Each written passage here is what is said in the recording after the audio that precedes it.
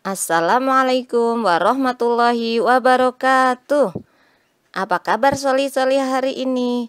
Alhamdulillah, hari ini kita bisa bertemu kembali dalam pembelajaran daring tema 2 subtema 3. Sudah siap soli-solihah? Oke, kita mulai dengan membaca kalimat basmalah. Bismillahirrahmanirrahim. Semangat! Hari ini kita akan belajar tentang 1. Kosakata baku, 2. Kalimat efektif, 3. Pemanfaatan hewan dan tumbuhan, 4. Cara pelestarian hewan dan tumbuhan. Masih ingatkah kalian apa itu kosakata baku?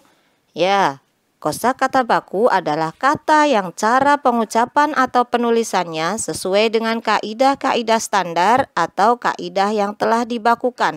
Kaidah di sini bisa berupa pedoman umum ejaan bahasa Indonesia atau WEBI, tata bahasa baku, atau kamus umum. Coba kalian perhatikan kosakata baku berikut ini. Bandingkan ya antara yang baku dengan yang tidak baku. Misalnya praktek. Apakah itu baku anak-anak? Ya betul, praktek itu kata tidak baku. Kata bakunya adalah praktik. Coba kalian sebutkan contoh yang lain. Supaya kalian bisa lebih memahami materi tentang kosakata baku, ayo kita berlatih. Kalian bisa melihat latihan halaman 83 pada buku tematik 6B. Coba perhatikan teks Sultan Syahrir. Mari kita temukan kata baku dan kata tidak baku di dalam teks tersebut. Semangat berlatih! Setelah kalian belajar tentang kosakata baku, sekarang kita akan belajar membuat kalimat efektif dengan kosakata baku. Masih ingat tentang kalimat efektif?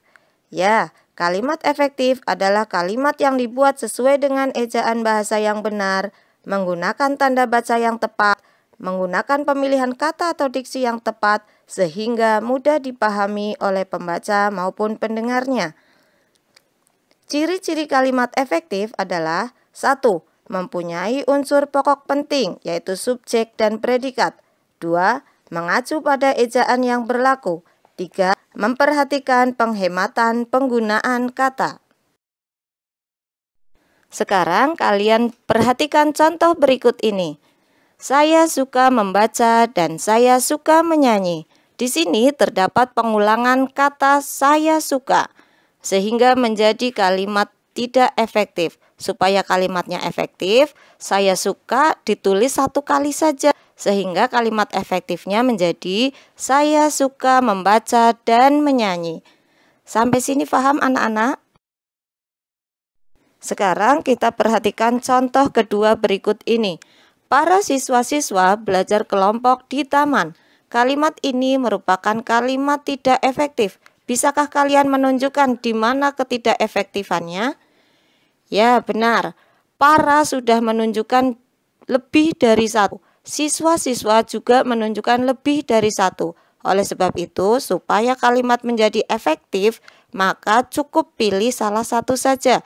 Misalnya, kalimatnya berubah menjadi para siswa belajar kelompok di taman. Jadi tidak perlu diulang lagi menjadi para siswa-siswa. Nah, pada contoh ketiga berikut ini coba tunjukkan ketidakefektifannya. Dalam pembangunan gedung itu membutuhkan banyak biaya. Bagaimana seharusnya kalimat efektifnya? Ya, benar. Pembangunan gedung itu membutuhkan banyak biaya. Itu adalah kalimat yang efektif. Supaya kalian lebih memahami materi tentang kalimat efektif, coba kalian temukan informasi penting pada teks Sultan Syahrir yang sudah kita baca tadi dengan menggunakan kalimat efektif. Ayo berlatih. Selanjutnya kita akan belajar manfaat tumbuhan dan hewan. Indonesia merupakan negara yang sangat kaya dengan sumber daya alamnya. Hal inilah yang antara lain menjadi penyebab daya tarik penjajah datang ke Indonesia. Sekarang, dapatkah kamu menyebutkan berbagai manfaat tumbuhan dan hewan yang pernah kalian rasakan?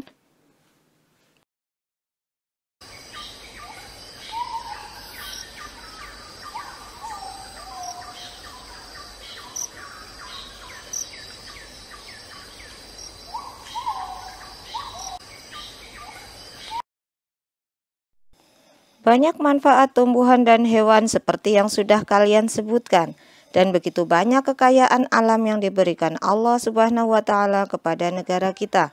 Namun, kekayaan alam ini bisa berkurang dan punah, seperti halnya beberapa tumbuhan dan hewan yang hampir punah di Indonesia, yaitu Rafflesia arnoldi, cendana, edelweiss Jawa, harimau Sumatera, badak bercula satu, burung cendrawasih, dan komodo.